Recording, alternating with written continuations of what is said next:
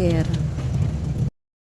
Ayan ho, sinalubong kami ng mga taong nag-aalok ng mga paninda. Kami naman ay walang pambili, kaya hindi na ho namin sila pinansin.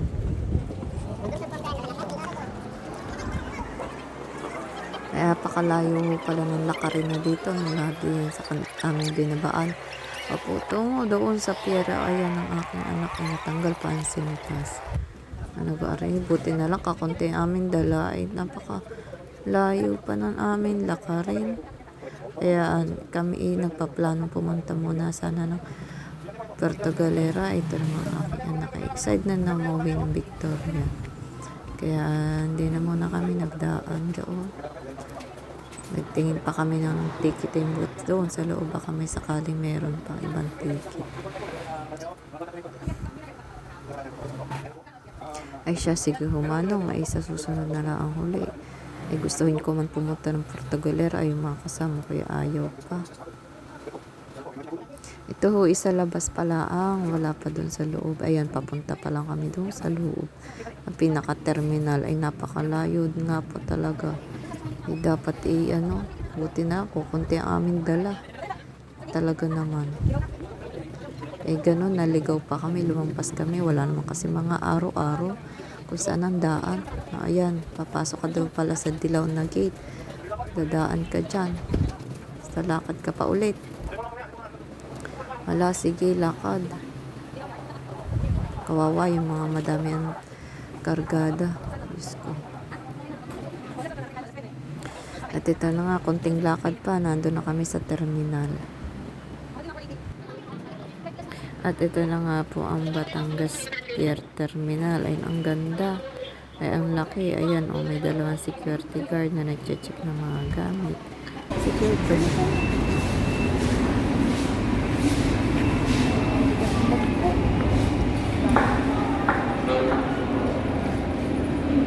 Montenegro.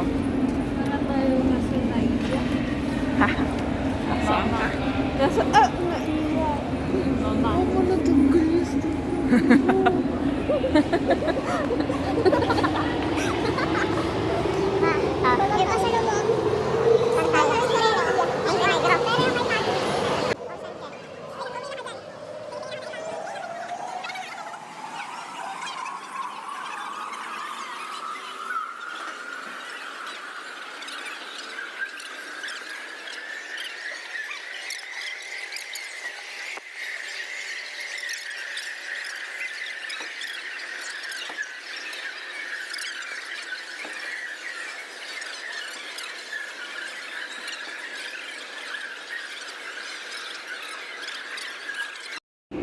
At ito na nga, nakapili na kami kung anong barko ang aming sasakyan.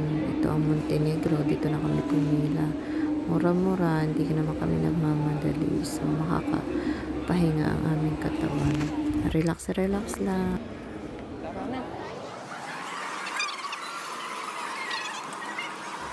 Ayun, pumunta muna kami doon sa kanilang sari-sari store. Nagutom daw ang aking mga anak. Pero pagtingin naman namin, Diyos ko, ang mahal na mga bilihin.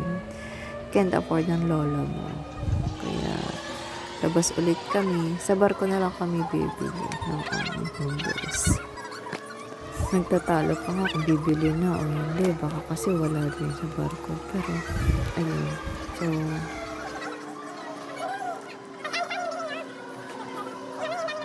hanggang tingin na lang muna. Oy, anak, tara na.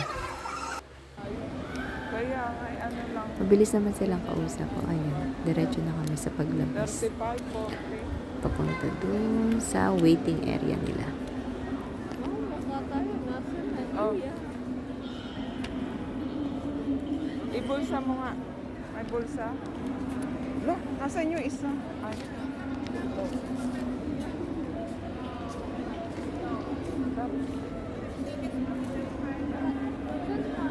Ayan, abo. Abo.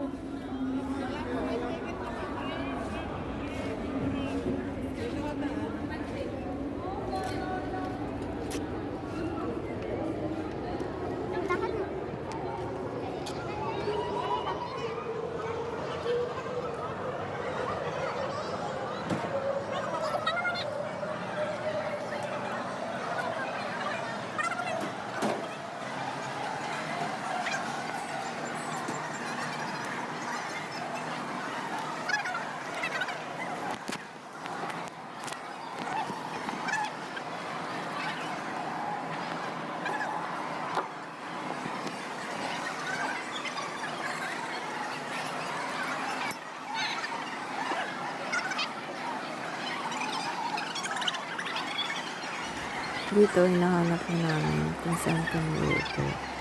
So, tinitingnan din namin kung yung barko ba na aming sasakyan ay paalis na. Pero doon pala siya makikita sa bandang gitna. At naandun yung malaking TV. Diba? Ang laki ng TV nila. Hello. Ganda. Okay, ano yun? Doon mo makikita yung mga barko na paalis at parating dyan sa pinakagitnang ulit. Kaya dyan kami uupo. See? Ayun, nung panahon yun, kukunti pa yung mga pasahero kasi masyado pa maaga. Mga 8 a.m. kami bumiyahe. Saan ba?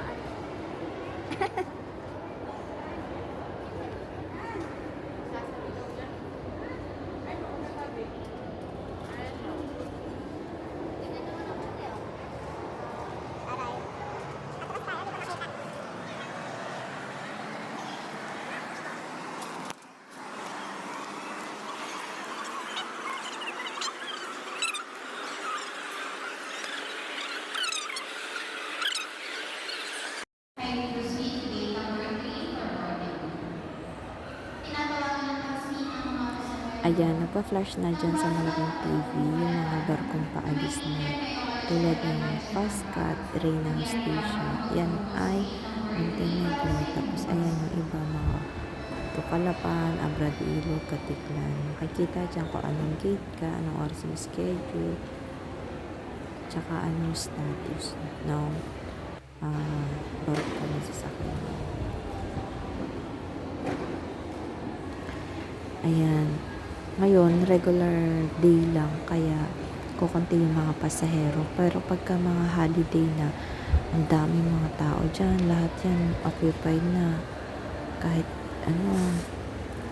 mga bata, just matatanda, nauwi sila galing Manila to province para makapagbakasyon. Kaya mas pinipili namin yung mga ganyang araw para wala kaming kasabay na sobrang haba sa pila, ganun. Ang hirap kumuha ng ticket.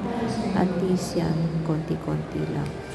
So, ito kami pa-boarding na, sasakay na kami ng barko. Dito, kailangan mo talaga ng tiyaga sa paglalakad. At napakadaming lakad. Lakad papunta sa terminal. Lakad papunta sa barko. Lakad paakyat ng barko, kaya tiyaga lang talaga pag-uwi sa mga probinsya para makita mo yung mga families mo, makapag-relax ka, unwind, makain mo ulit yung mga paborito ng pagkain, makita mo yung mga dati mga kaibigan, classmates, yun ang nakakatuwa pagka uwi ka ng probinsya, diba?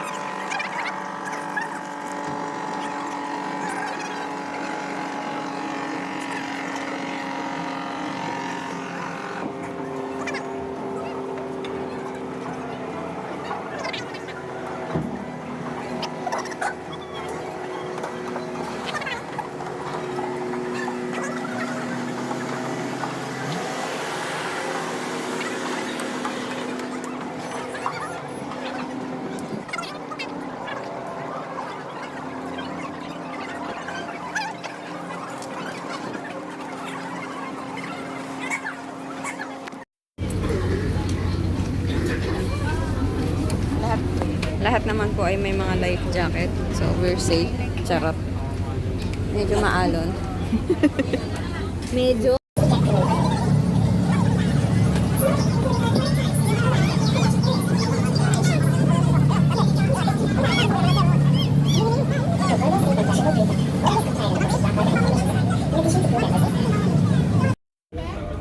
Ito yung kantin ng barko. Ang ganda.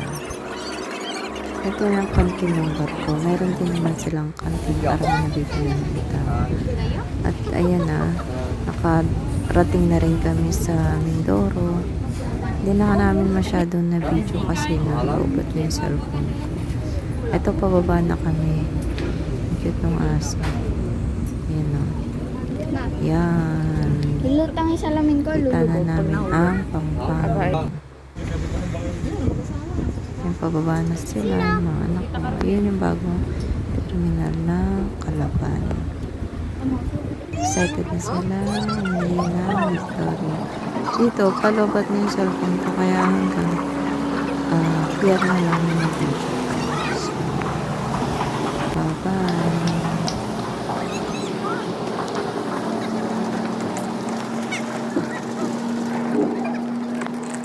Salamat sa inyong panonood.